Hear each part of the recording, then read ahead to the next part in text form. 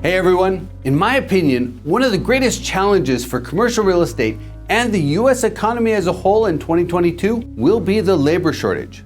Currently, there are about 10.9 million job openings, but there are only about 6.5 million people looking for work. That's a labor shortage of about 4.4 million people. This affects both the economy and commercial real estate in a variety of ways. Let me give you an example. Last Sunday, I went to meet some friends for dinner at a restaurant. When we got there, we found a handwritten sign on the door saying they're closed on Sundays now because they don't have enough staff.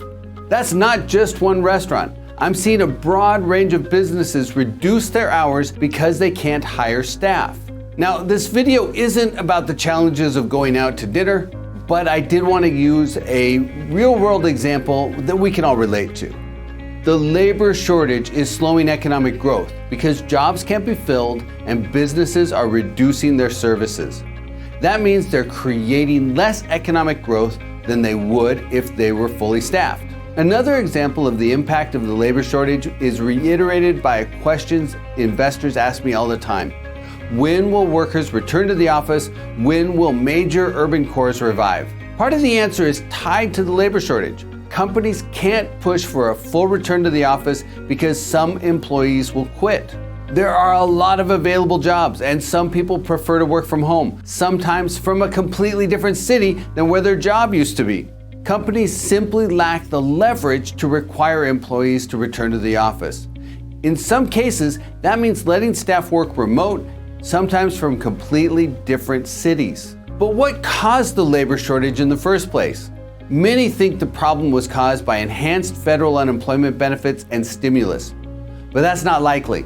The last round of stimulus checks were delivered almost a year ago, and about half the states ended the expanded unemployment 8 months ago, and the other half ended them 5 months ago. According to the St. Louis Federal Reserve Bank, a significant factor causing the labor shortage was an estimated 2.4 million person increase in retirements above normal since the onset of the pandemic.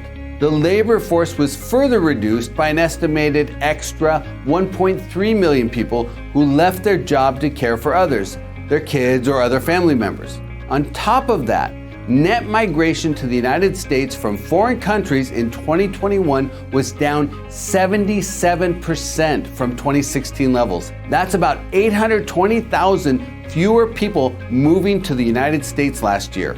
So what's this mean for commercial real estate? Two property types feeling the direct impact of the labor shortage are hotels and seniors housing. Both of these property types have significant staffing, and many are operating at partial capacity because they can't hire enough people. Retail real estate will also face a modest headwind as retailers choose not to expand because they can't hire enough staff. Office properties, particularly in gateway urban core areas, will also be affected because companies may have a hard time getting employees back into the office. Urban apartments will face some challenges as a byproduct of that, while suburban apartments face little impact.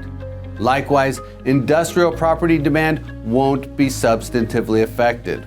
But even if the labor shortage carries on for 3 or 4 years, which is possible, there are still numerous compelling commercial real estate investment opportunities. To see them, you need to look beyond the current labor shortage. Once you set your focus on the market dynamics 5 years from now, a whole new set of opportunities becomes apparent. As always, investors need to keep their eyes on the horizon.